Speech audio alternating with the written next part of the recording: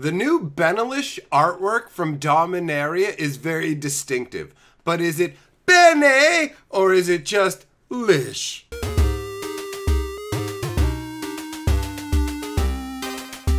Greetings, owners of fine luxury cardboard rectangles, and welcome to my video on the Beauty of Benalia. So, as you may have already guessed from the thumbnail and what I've said here, this video is going to be talking about how much I enjoy the artwork, specifically from the benalish area, Benalia, and why it is that I like that artwork. So, what's going down here?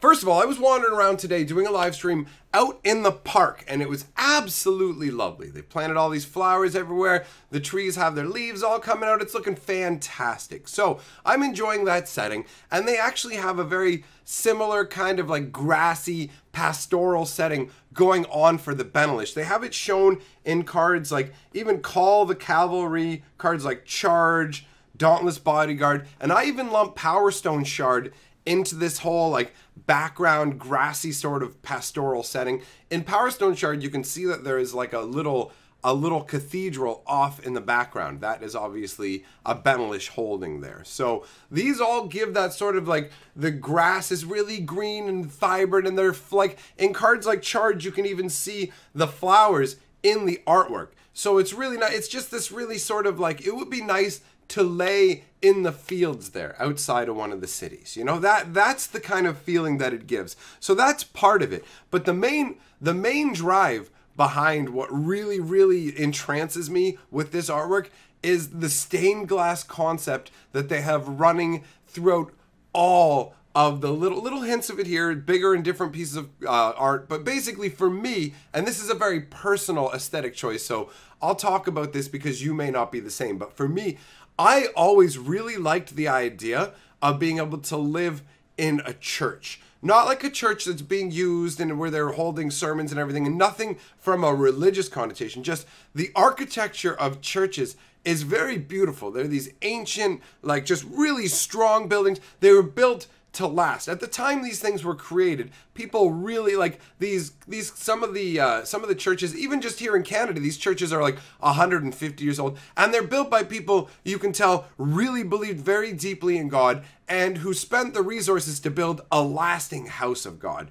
And one of the things I noticed a lot when I'm in these churches are the stained glass windows. I find stained glass to be absolutely beautiful. I really like stained glass. So I think personally, whether you're going to like the art of Benalia is really going to hinge a lot on whether you like stained glass or find it to be meh. So if you don't really care about stained glass, you may not feel the same way I do. But for somebody who always thought the idea of living in a church would be cool, just for the actual architecture and the windows and everything, this particular grouping of artwork is a home run. There's a bunch of different ways that they use it. Like they have really obvious ways where you've got like they have the artifacts like the Shield of the Realm and the short sword, where you can see the focus of it, like the short sword specifically. I have a foil short sword. The artwork on this looks amazing. I really like the stained glass artwork foils, so I want to collect them all, even if they're on cards that to me are pretty much unplayable. I would never put a card like short sword into the king cube, but it's definitely lovely enough. And the shield too, the Shield of the Realm with all that kind of like gilded stained glass kind of etched into the armor, like seated into the armor. I really enjoy the way that they have the weapons and armor with the stained glass fitted in. It's not just church windows and things like that, right? You'll see it in the background of cards like Tragic Poet is a great one. Oh my God, guys, I don't know if you've sorted this out yet from looking at everything, but the benalish, they have these like cathedrals that float in the air, basically like holy floating cathedrals.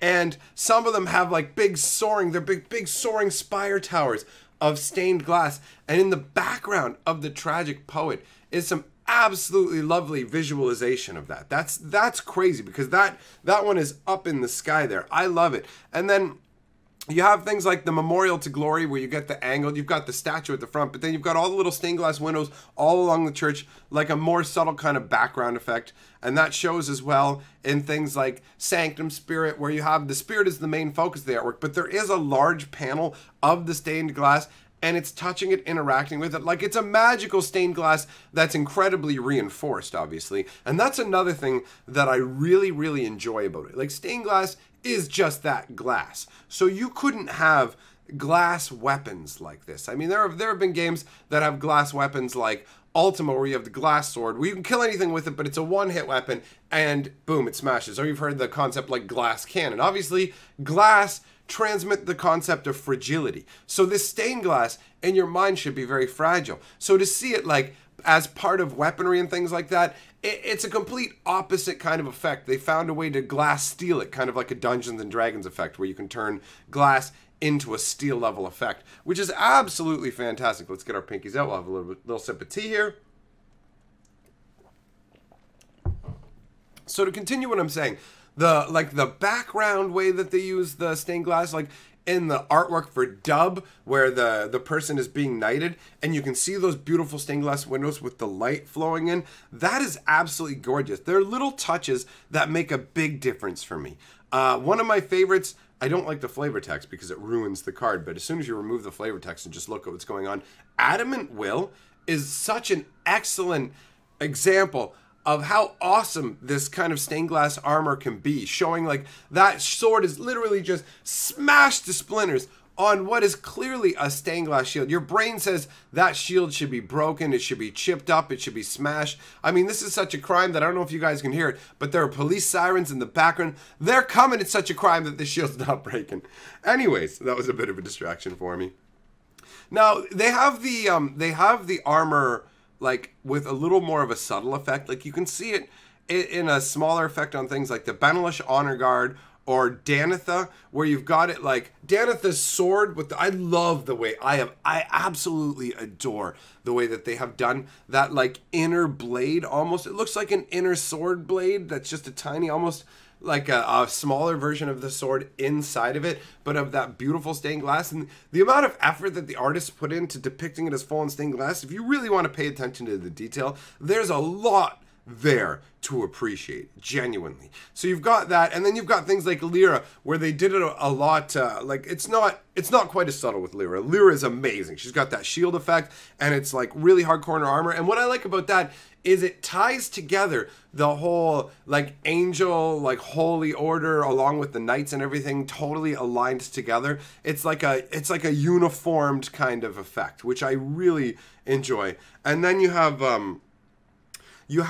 the cards where it's actually represented as like magic itself. So you have a couple examples of that. One is on Sarah's wings, which is the absolutely gorgeous enchantment. This thing is amazing. It's literally stained glass wings. It's very similar to that Orzhov card they made before. And oh my god, is it not absolutely gorgeous? I adore the artwork on this so much. I wonder every time I look at it, I wonder if the angel, like or the person, whoever it is with these wings, I wonder if those wings kind of like crinkle and tinkle with crystal and like glass grating on other glass effects, if they're soundless. Like, it's real fuel for the imagination. It's really beautiful as well. I genuinely enjoy it. And the other one that's really beautiful and also like fuel for the mind is Blessed Light, where you can literally see the light shining through the stained glass and just evaporating somebody into nothingness, just burning them away as if they're no longer going to exist at all, just exiling them from existence. And it's intense, and the flavor text specifically references this happening. Like, it is really, really, really evocative. And all of these cards I genuinely want to see in foil because they're so beautiful. It's so distinctive. I mean, there are a lot of things that they do with all these different groups and tribes throughout the history of Magic, like goblins, merfolk, and a lot of the stuff is kind of here, there. Okay, you can take a soldier from like Time Spiral, you could take a soldier from this block, you could take a soldier from this block, and it'd be a lot harder to tell them apart. But from Dominaria, you will be able to tell right away because of the stained glass effect, and it extends even further. Like, they made the most amazing token artwork I've ever seen. The stained glass knight token artwork is absolutely incredible. I have never looked at a token before and said, oh my god, I absolutely wish that they made foil tokens, because that needs to be foiled. I want foil copies of all of these stained glass cards in multiples. They're gorgeous. It would probably be worth it to even cut the pictures out and create like a big mosaic kind of effect, because they're absolutely lovely. Like, and the problem too, and part of the reason I'm trying to draw attention to like the artwork of Benalia and how beautiful all this is a lot of cards, their artwork doesn't get appreciated because they're on garbage cards. Like, example, Short Sword, Shield of the Realm, you're not going to see these getting played in hardcore standard decks. These are distinctly limited, like draft chaff, like, okay, this is great in a limited environment, but overall, not nearly strong enough. But the artwork is so beautiful. That's one thing that Pack a Day has taught me. If you guys haven't checked out Pack a Day yet, it's the series that I do where it's basically like going through one booster pack a day,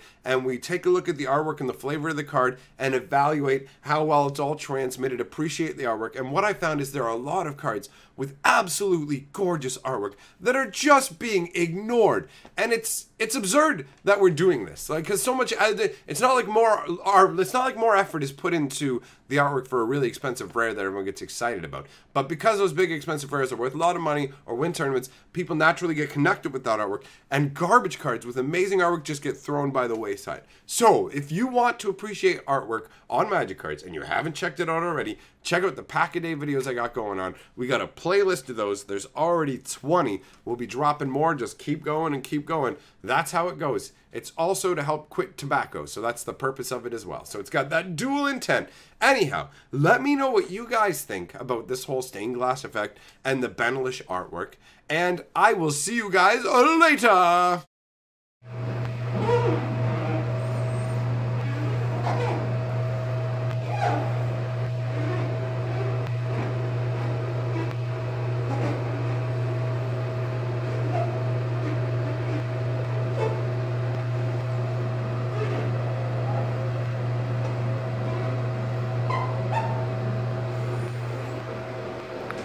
And remember, together we are the sixth color of magic.